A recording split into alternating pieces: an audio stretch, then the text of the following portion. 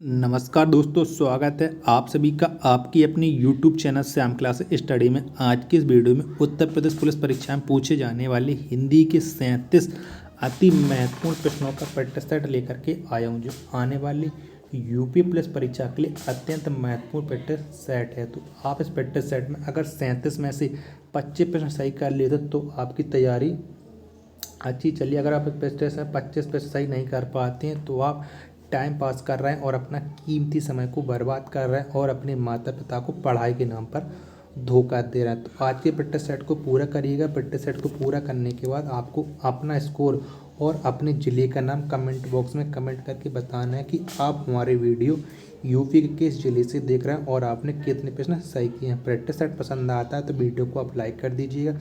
Channel को आपने subscribe नहीं किया तो चैनल को सब्सक्राइब कर लीजिएगा और इस प्रैक्टिस सेट को आप अपने सभी छोटे भाई बहनों के पास जरूर शेयर कर देना, जिससे वो भी लोग इस प्रैक्टिस सेट को लगाएंगे और उन लोगों को भी अपनी तैयारी का पता लग जाएगा। तो चलिए शुरू करते हैं आज का अपना हिंदी के 37 महत्वपूर्ण प्रश्नों का प्रैक्टिस सेट।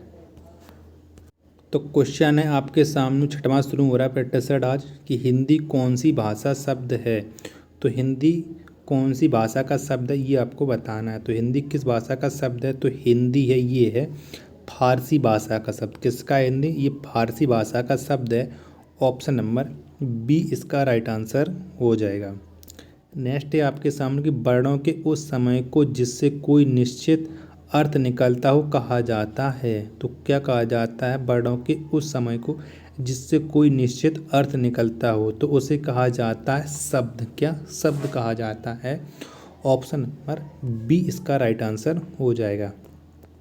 नेक्स्ट है आपके सामने कि घा का उच्चारण स्थान किया है। तो घा का उच्चारण स्थान कौन सा हो जाएगा, तो घा जानते ये आते का वर्ग के अंतर्गत। तो इस और का वर्ग के उच्चारण स्थान होता है कंठ से। कहाँ से होता है, कंठ से होता है। ऑप्शन नंबर बी इसका राइट आंसर हो जाएगा। सुंदर शब्द का स्त्रीलिंग क्या होगा, तो क्या हो जाएगा सुंदर शब्द का स्त्रीलिंग। तो इसका स्त्रीलिंग हो जाएगा सुंदरता। क्या सुंदरता हो जाएगा इसका स्त्रीलिंग। ऑप्शन नंबर सी इसका राइट आंसर हो जाएगा। नेक्स्ट है आपके सामने कि निम्नलिखित में विशेषण है।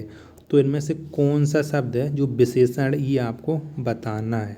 तो इनमें विशेषण हो जाएगा आकर्षण। कौन सा, आकर्षण इनमें विशेषण है। ऑप्शन नंबर बी इसका राइट आंसर हो जाएगा।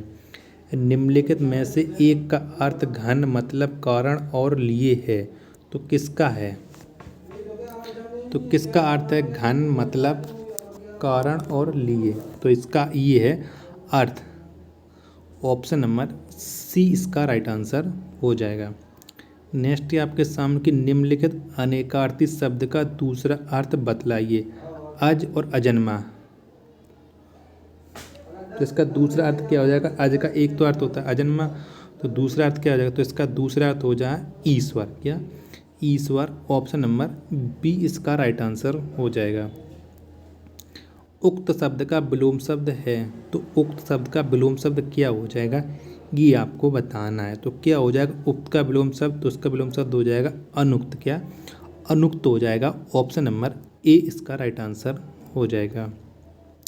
नेक्स्ट है आपके सामने कि निर्दय शब्द का विलोम है। तो निर्दय शब्द का विलोम शब्द क्या हो जाएगा, तो निर्दय शब्द का विलोम शब्द हो जाएगा सदाय। क्या हो जाएगा, सदाय हो जाएगा निर्दय शब्द का विलोम शब्द। ऑप्शन नंबर सी इसका राइट आंसर हो जाएगा। अगला है आपके सामने कि हवा का पर्यायवाची नहीं है। तो इनमें से कौन सा है जो हवा का पर्यायवाची नहीं है। तो इनमें से जो ध्वज है, कौन ध्वज, ये हवा का पर्यायवाची नहीं है। ऑप्शन नंबर डी इसका राइट आंसर हो जाएगा।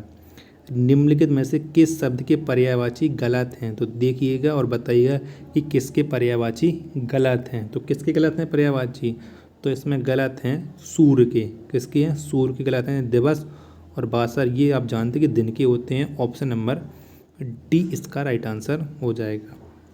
नेक्स्ट है आपके सामने कि निम्नलिखित में से कौन सा शब्द शुद्ध नहीं है। तो बताइएगा कि इनमें से कौन सा जो शब्द है वो शुद्ध नहीं है। तो आप स्पष्ट दिख रहा है कि इसमें जो महात्मा है ये गलत लिखा है।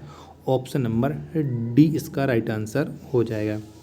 क्वेश्चन नंबर 18 और 19 के लिए निर्देश दिए गए निम्नलिखित में से कौन सा शब्द शुद्ध है। 18 और 19 में आपको शुद्ध शब्द बताना है कि इनमें से कौन सा शब्द है वो शुद्ध है? तो इनमें से शुद्ध है कवियत्री। कौन सा? कवियत्री शुद्ध है। ऑप्शन नंबर बी इसका राइट आंसर हो जाएगा।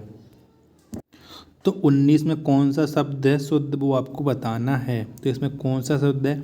तो इसमें जो सामर्थ्य लिखा है ये शुद्ध लिखा गया। ऑप्शन नंबर बी इसका राइट आंसर हो जाएगा। मक्खन का तत्सम है, तो मक्खन ये तद्भव लिखा है, तो इसका तत्सम शब्द क्या हो जाएगा? तो इसका तत्सम हो जाएगा मृच्छमण। क्या? मृच्छण। ऑप्शन नंबर डी इसका राइट आंसर हो जाएगा। नेक्स्ट है आपके सामने कि तद्भव से तत्सम बने सही शब्द युग्म को चिन्हित कीजिए। तो बताइए कि इनमें से कौन सा सही है। तो पत्ता से पत्र लिखा है, ये सही लिखा गया है, बाकी के सब गलत हैं। ऑप्शन नंबर सी इसका राइट आंसर हो जाएगा। नी स्पर्श का अर्थ है, तो निही स्पर्श शब्द का अर्थ क्या होता है वो आपको बताना है। तो इसका अर्थ होता है जो इच्छा रहित हो। क्या? जो इच्छा रहित हो। ऑप्शन नंबर बी इसका राइट आंसर हो जाएगा। नेक्स्ट है आपके सामने कि जो अच्छे कुल में उत्पन्न हुआ हो।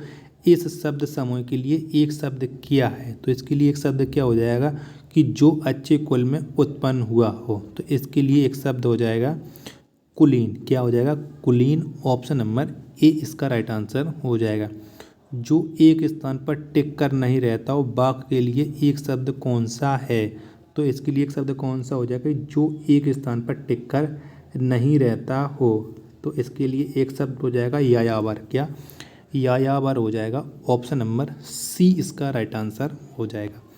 निम्नलिखित पंक्ति में कौन सा रस है? तो बताइए कि इनमें से कौन सा रस है कि प्रिय वह मेरा प्राण प्यारा कहाँ है, दुख जल निधि में डूबी का सहारा कहाँ है। तो इसमें कौन सा रस है वो आपको बताना है। तो इसमें रस है करुण रस। कौन सा है? करुण रस है। ऑप्शन नंबर बी इसका राइट आंसर हो जाएगा। निम्नलिखित पंक्तियों में कौन सा गद्यांश है? 26 और 27 में आपको गद्यांश छांटना है कि इसमें कौन सा छंद है। तो पढ़िएगा कि पढ़ते हैं 26 के निज भाषा उन्नति आहे सब उन्नति को मूल बिन निज भाषा ज्ञान के मिटे नहीं को सूल। तो इसमें कौन सा छंद है? तो ये कौन सा छंद है? तो ये है दोहा छंद है। कौन सा? दोहा है। ऑप्शन नंबर बी इसका राइट आंसर हो जाएगा। नेक्स्ट है आपके सामने की प्रेम प्रीति को बिरवा चले लाई। फिर से पढ़ते हैं।